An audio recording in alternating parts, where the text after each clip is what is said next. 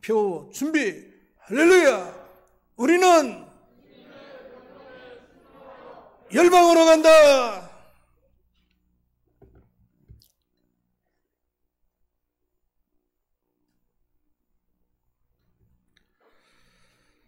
(1993년부터) 1997년까지니까 김영삼 정부 시절입니다. 이때 미국 대사를 지냈던 제임스 레인이라고 하는 사람이 있습니다. 이분은 학자이기도 하고 정치가이기도 하고 목사이기도 한 사람입니다. 이 사람이 임기를 다 마치고 고국으로 돌아가서 에모리 대학의 교수가 되었습니다. 그는 건강을 위해서 매일같이 걸어서 출퇴근을 했는데요. 어느 날 쓸쓸하게 혼자 앉아있는 노인을 보게 되었습니다.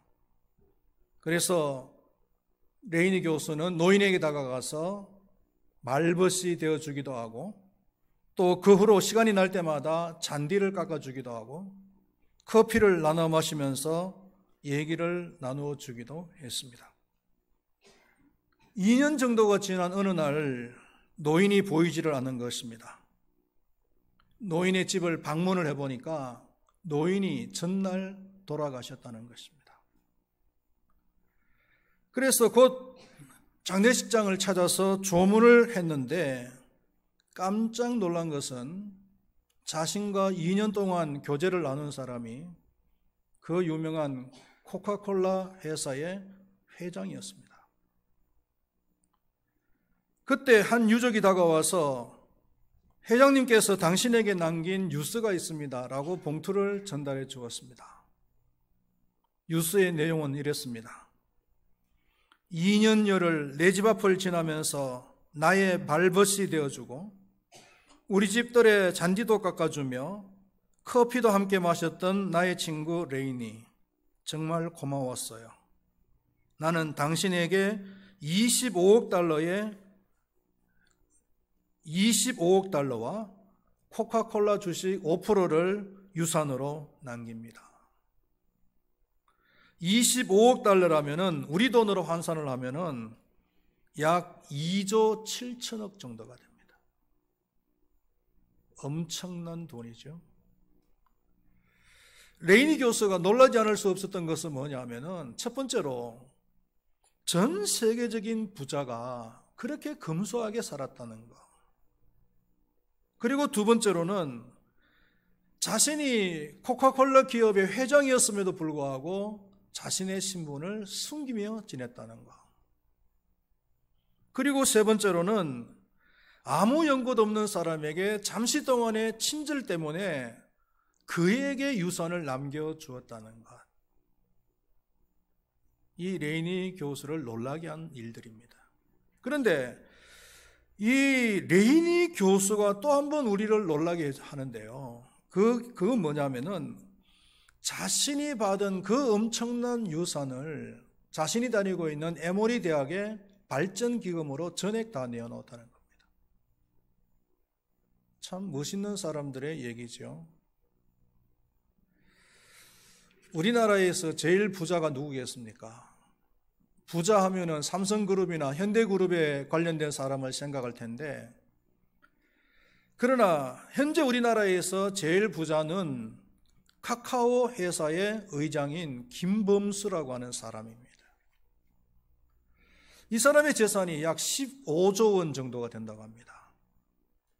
지금까지 우리나라에서 제일 부자라고 했던 삼성그룹의 이재용 부회장이 약 14조 원의 재산을 가지고 있었으니까 이 사람은 이재용 부회장을 추월한 겁니다.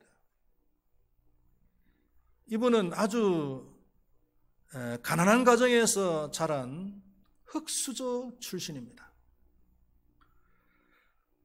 어릴 때 아버지는 막노동을 했다고 합니다.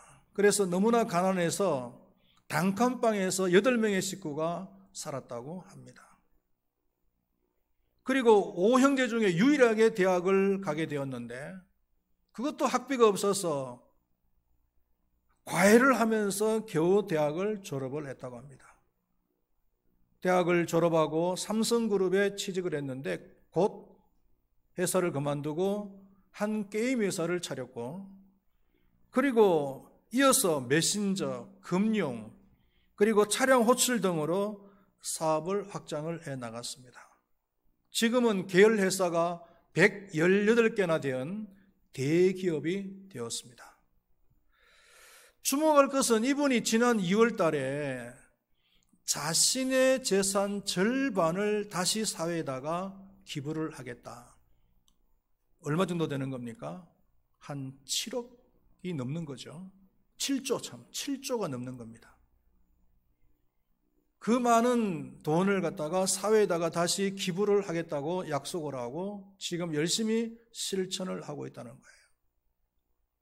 제 개인적인 바람은 이분이 돈을 버는 데만 만족하지 말고 그 번 돈을 잘 씀으로 인해서 남은 생애를 행복하게 살아갔으면 좋겠다, 멋있게 살아갔으면 좋겠다라는 이런 생각이 듭니다.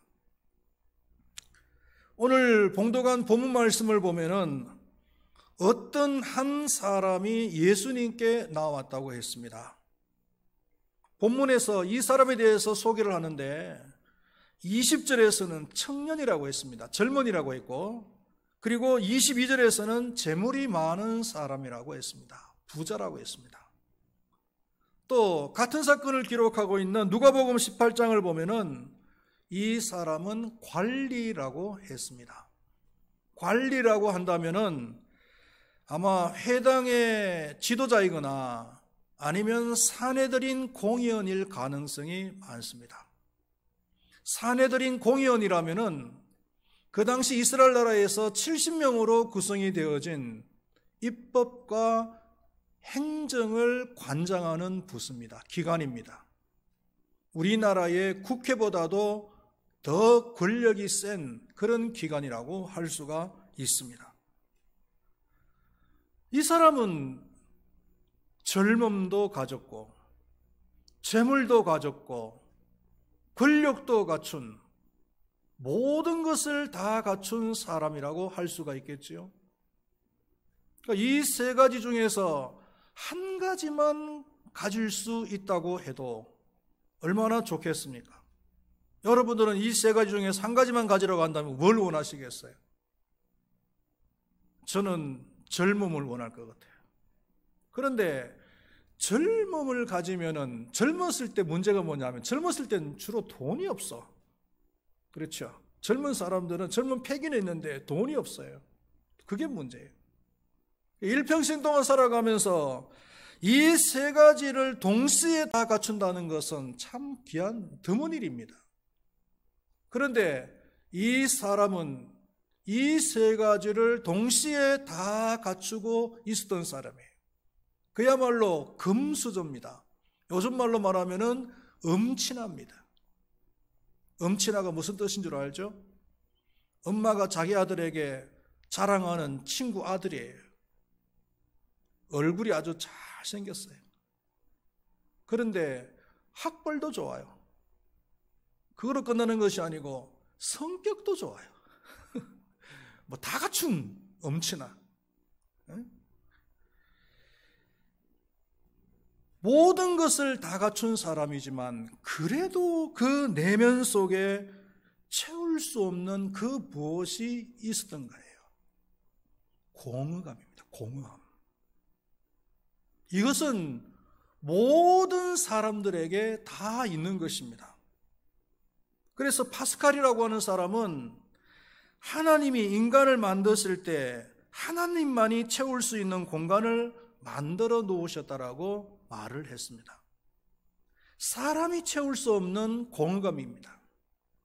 그런데 어리석게도 사람들은 그 공허감을 채우기 위해서 술을 먹어보기도 하고 여자를 만나보기도 하고 아니면은 뭐 취미생활을 해보기도 하고 아니면 여행을 해보기도 하고 등등 여러 가지 방법들을 찾아봅니다만은 이내 다 잘못되었다라는 것이 경험이 되어지는 거예요.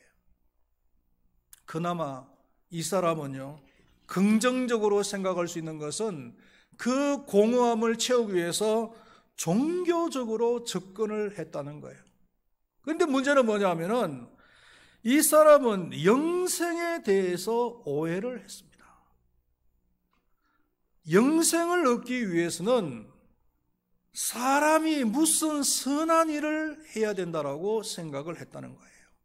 그래서 예수님께 질문하기를, 선생님이요, 내가 무슨 선한 일을 하여야 영생을 얻으리까? 라고 질문을 했던 것입니다. 이것은 이 사람의 생각일 뿐만 아니라 그 당시에 대부분의 사람들의 생각일 수도 있습니다. 율법에 기록한 대로 선한 일을 많이 하고 착한 일을 많이 하면은 구원을 받을 수가 있고 영생을 얻을 수가 있다라고 하는 생각, 소위 율법주의자들의 생각입니다.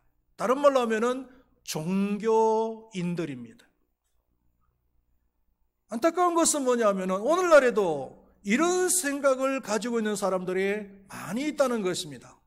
심지어는 교회 안에조차도 이런 생각을 가지고 있는 사람들이 여전히 존재하고 있다는 거예요. 신앙생활을 열심히 하고 열심히 예배드리고 열심히 기도 생활하면은 내가 구원받은 사람임에 틀림이 없어요. 한치의 오차도 없다는 거예요. 그런 생각을 가지고 있습니다. 나는 구원받은 사람임에 틀림이 없어. 그런데 신앙생활을 좀 소홀히 하고 나태하게 하면은요, 예배도 좀 자주 빠지고 이러면은 자기 자신이 마음에 안 드는 겁니다. 그러면 어떤 생각을 가지냐면은, 이렇게 신앙생활 하다가 내가 구원받을 수 있을까? 아니면은 내가 이렇게 신앙생활 하고 있는데 내가 구원받은 사람일까? 아닐 거야. 나는 구원을 받을 수 없을 거야. 이런 생각을 가지고 있다는 거예요. 이런 생각을 만약에 가지고 있다면은 그 사람은 율법주의자예요. 종교인입니다. 우리가 분명히 알아야 될 것은 뭐냐면은 로마서 3장 20절에서 율법의 행위로 그의 앞에 의롭다함을 얻을 육체가 없다고 했습니다. 그러니까 우리가 아무리 선한 일을 많이 하고 착한 일을 많이 한다고 해서 하나님 앞에 그 구원에 관련해서 합격이라고 소리를 들을 수 있는 사람이 없다는 거예요. 왜 그렇습니까? 이 선한 일을 한다는 것, 착한 일을 한다는 것은, 율법을 지킨다는 것은 기준이 없어요. 기준이 없어요. 도대체 내가 어디까지 착한 일을 많이 해야, 어디까지 선한 일을 해야, 어디까지 율법을 지켜야 구원을 얻을 수가 있단 말이냐. 기준이 없는 거예요.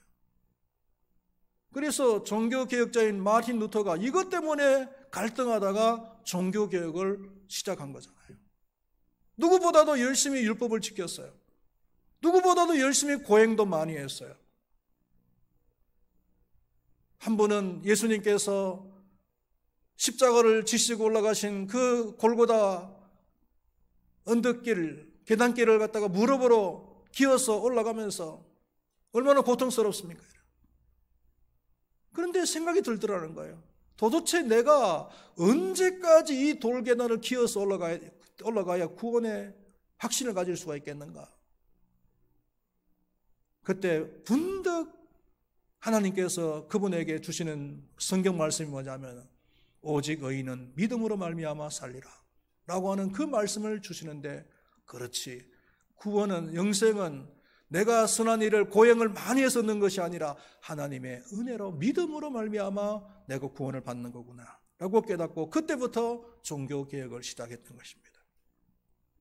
성경에 귀를 기울여야 합니다. 요한복음 5장 39절에 보니까 너희가 성경에서 영생을 얻은 줄 생각하고 성경을 연구하거니와 이 성경이 곧 내게 대하여 증언하는 것이니라고 했습니다. 성경에서 영생을 증언한다는 거예요. 그러면 성경은 어떻게 영생을 증언하고 있습니까? 예수 그리스도 안에 영생이 있다. 영생은 예수 그리스도 안에 있다. 요한일서 5장 11절에서 12절 말씀에 또 증거는 이것이니 하나님이 우리에게 영생을 주신 것과 이 생명이 그의 아들 안에 있는 그것이니라. 아들이 있는 자에게는 생명이 있고 하나님의 아들이 없는 자에게는 생명이 없느니라고 했습니다. 영생은 예수 그리스도 안에 있다. 그렇기 때문에 예수 그리스도께서는 영생을 주시는 물이 되시는 분이십니다. 그 물을 마시는 자에게 영생이 있습니다. 예수 그리스도는 영생을 주시는 산 떡이 되시는 분이십니다. 그 떡을 먹어야 영생을 누릴 수가 있습니다. 그래서 요한복음 6장 54절에서는 내 살을 먹고 내 피를 마시는 자는 영생을 가진다 라고 말씀을 하고 있는 것입니다. 여러분, 영생은 선한 일을, 착한 일을, 아니면 고행을 많이 해야 얻는 것이 아닙니다. 할렐루야, 할렐루야. 요한복음 17장 3절에서 영생은 곧 유일하신 참 하나님과 그가 보내신 예수 그리스도를 아는 것이니라고 했습니다. 여기서 안다는 것은 단순히 지적인 알을 이야기하는 것은 아니에요. 경험적인 알을 말하는 것입니다. 내가 하나님, 예수님의 그 존재하심을 경험하는 거예요. 하나님의 그리고 예수님의 능력을 경험하는 거예요. 하나님의 좋으심을, 예수님의 사랑을 경험해서 아는 거예요. 그래서 믿는 거예요. 그리고 그분과 인격적인 신령한 연합이 되는 거예요. 이러할 때 우리에게는 영생이 주어진 줄로 믿습니다. 영생은 절대로 선한 일을 많이 해서 율법을 지켜서 얻는 것이 아니라는 사실을 여러분들은 확실히 믿으시기를 바라겠습니다. 그리고 두 번째로 이 부자 청년은 재물에 대해서도 오해를 했습니다. 무슨 선한 일을 하여야 영생을 얻으리까? 라고 하는 그 청년에게 예수님께서는 그 청년의 허구성을 짚어주기 위해서 네가 생명에 들어가려면 계명을 지키라고 했습니다. 그랬더니 이 청년은 말하기를 어릴 때부터 내가 계명을 다 지켰습니다 라고 대답을 하는 거예요. 예수님께서 생각하실 때 이 청년이 가지고 있는 생각이 얼마나 허구적이고 위선적이고 오해를 많이 하고 있느냐라는 것입니다. 그래서 이를 지적하기 위해서 또 한 가지를 제시를 합니다.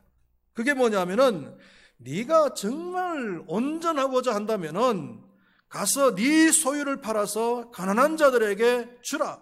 그리하면 하늘에서 보화가 내게 있으리라. 그리고 와서 나를 따르라. 진짜 네가 계명을 다 지켰느냐? 그렇다면은 네가 가지고 있는 모든 재물을 가난한 사람들에게 다 나눠주고 나를 따르라. 그러면 영생을 얻을 것이다 라고 예수님께서 말씀을 하신 거예요. 예수님께서 이 말씀을 하신 이유는 뭐냐면은 자기가 계명을 다 지켰다고 하니까 의의가 없는 거죠. 세상에 어떤 사람이 계명을 다 지킬 수가 있습니까? 여러분, 계명의 코어, 그러니까 핵심이 되는 정신이 뭡니까? 계명의 핵심은 사랑이잖아요. 구약의 계명이 전부 몇 개입니까? 613개지요. 613개를 10개로 줄여놓은 것이 뭡니까? 10계명이잖아요. 그 10계명을 예수님께서 또 재해석을 하셨습니다. 어떻게 해석을 했느냐 하면은 내 마음과 목숨과 뜻을 다하여 주 너희 하나님을 사랑하고, 하나님 사랑입니다. 그리고 내 이웃을 내 몸과 같이 사랑하라. 이웃 사랑이잖아요. 그러니까 10계명이 1계명에서 4계명까지는 하나님 사랑이고 5계명에서 10계명까지는 이웃 사랑이잖아요. 예수님께서 그렇게 재해석을 한 거예요. 그런데 그 하나님 사랑, 이웃 사랑을 또 보글보글 끓여가지고 액기스로 만든다면은 단 2자의 액기스가 나오죠. 그게 뭐예요? 사랑이란 말이에요. 사랑. 율법의 핵심 정신은 사랑입니다. 그런데 성경에서 사랑에 대해서 뭐라고 이야기하고 있습니까? 사랑의 사도인 사도 요한은 너희들이 말과 혀로만 사랑하지 말아라. 내가 너를 사랑한대. 그러면 그게 사랑이 되는 겁니까? 참된 사랑입니까? 물론 말을 하는 것도 중요하겠지요. 섬김과 그리고 희생의 정신이 실천되어져야 그게 진정한 사랑이라는 겁니다. 그 희생에는 물질적인 희생까지 포함이 되어지는 거예요. 느닷없이 남편이 점심때 자기 아내에게 전화를 했습니다. 여보 사랑해. 그러니까 자기 아내가 이 남편이 웬일이지? 고마워. 그래 나를 사랑한다고 오늘 저녁 퇴근할 때 내가 좋아하는 파리바게뜨 빵 단팥빵을 좀 사와. 그러면 이 남편이 어떻게 해야 되겠어요? 자기가 사랑한다라고 했던 말이 사실이라면은 숨겨놓았던 비자금을 꺼내서라도 퇴근할 때 빵을 갖다가 사가지고 자기 아내에게 안겨줘야 되겠죠. 그러면 자기 아내가 이 남편이 정말 나를 사랑하는구나 그걸 느끼는 거예요. 그게 경험되지는 거예요. 그런데 사랑한다고 조금 전에 말을 하더니 빵 좀 사오라고 했더니 뭔 소리 하는 거예요. 돈이 어디 있다고 빵을 사오래. 만약에 이렇게 한다면은 그 사랑한다는 말을 믿을 수가 없는 거죠. 우리가 하나님을 진정으로 사랑한다면은 물질적인 희생까지도 동반이 되어져야 된다는 겁니다. 우리가 하나님 앞에 왜 11조를 드리는 겁니까? 왜 우리가 하나님 앞에 헌금을 드리는 겁니까? 왜 우리가 선교 헌금을 하는 겁니까? 축복받기 위해서 하는 겁니까? 물론 축복받기 위해서 하는 것도 있겠지만 그것보다 더 근본적이고 더 우선적인 것은 우리가 하나님을 사랑하기 때문이죠. 하나님의 나라를 사랑하기 때문에요. 교회를 사랑하기 때문에요. 영혼을 사랑하기 때문에 우리가 물질의 희생을 하는 거잖아요.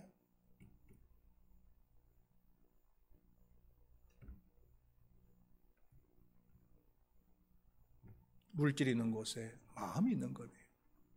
정말 여러분 하나님을 사랑하십니까? 교회를 사랑하십니까? 교우들을 사랑하십니까? 사랑하신다면 물질의 희생을 실천하십시오.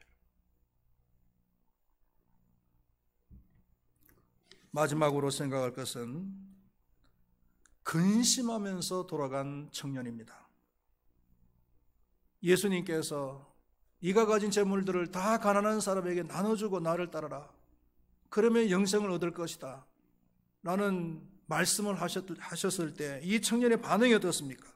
22절 말씀에 보니까 그 청년이 재물이 많음으로 이 말씀을 듣고 근심하며 가니라. 이렇게 말씀을 하고 있습니다. 예수님께서 자신의 그 정곡을 그렇게 정확하게 찌를 줄 몰랐어요. 자신의 위선과 허구가 다 드러난 거예요. 그리고 자신의 기대도 다 무너져 버렸습니다.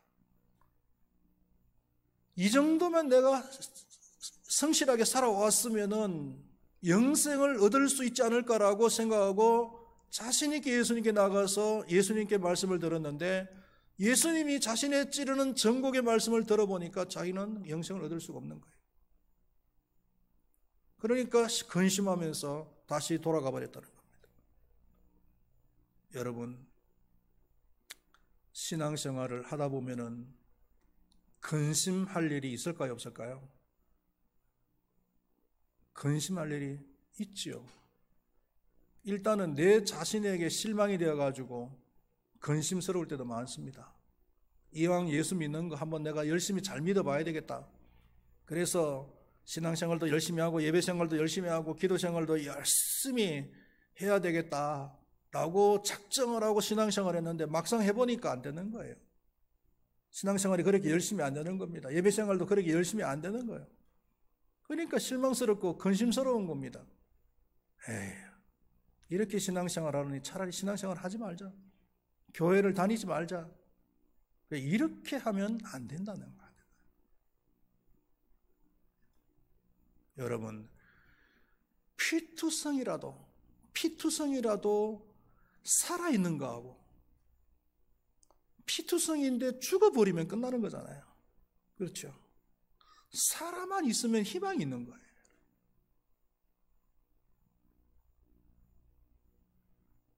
신앙생활 하다 보면은 사람들에 대해서 실망스럽고 근심스러울 때도 많아요.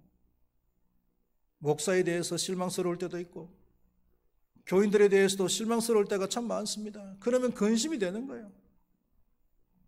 그러면은 교회를 떠나버릴까? 그렇게 해서는 안 된다는 거예요.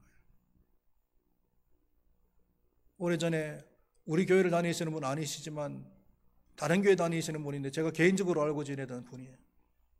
신앙생활을 한 지 얼마 안 되신 분이에요. 그런데 신앙생활을 아주 기쁨으로 열심히 잘 하시더라고요. 그래서 제가 많이 참 마음으로 후원을 했습니다.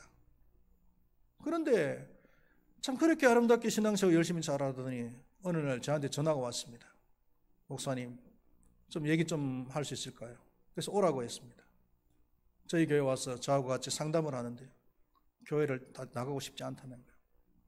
왜 그러냐 그랬더니 목사님이 너무 실망스럽다는 거예요. 그래서 제가 그랬습니다. 지금까지 좋은 것만 보면서 신앙생활을 했다면 교회 안에 좋은 것만 있는 것은 아니다. 나쁜 것도 있다. 사람들이 모여서 사는 곳이니까. 그러니까 이제는 나쁜 것도 보면서 그것을 극복해야만이 신앙의 그 단계가 한 단계 더 올라갈 수가 있다. 안 좋은 거 보인다고 해서 신앙을 포기해버리면 그걸로 끝이잖아. 신앙의 성장도 이루어질 수가 없는 거고. 그래서 잘 권면을 했습니다. 권면을 했더니 권면의 말씀을 듣고 그리고는 계속적으로 신앙생활을 잘 한다는 얘기를 들었는데요. 말씀을 맺도록 하겠습니다. 사람은 누구에게나 공허함이 다 있습니다. 이 공허함은 세상 어느 것으로도 채울 수가 없습니다. 오직 하나님만이 채울 수 있는 공간입니다. 하나님의 구원과 영생으로 채워야 될 줄로 믿습니다. 하나님의 구원과 영생은 선한 일을, 착한 일을 많이 한다고 해서 채울 수 있는 것이 아닙니다. 하나님을 아는 것입니다.